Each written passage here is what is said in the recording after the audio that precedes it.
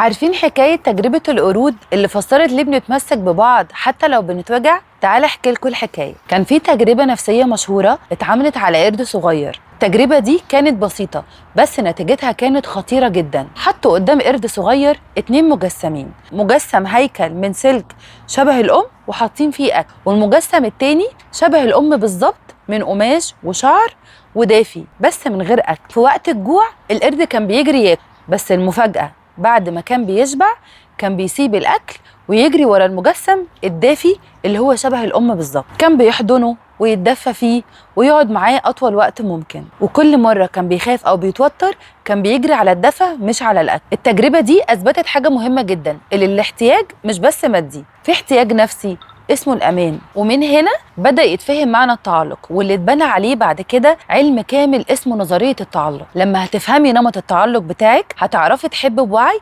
وتفهمي نفسك وتفهمي تصرفاتك. تابعيني في الفيديو الجاي عشان نبدأ نفهم أول نمط من أنماط التعلق، وما تنسيش تعملي فولو.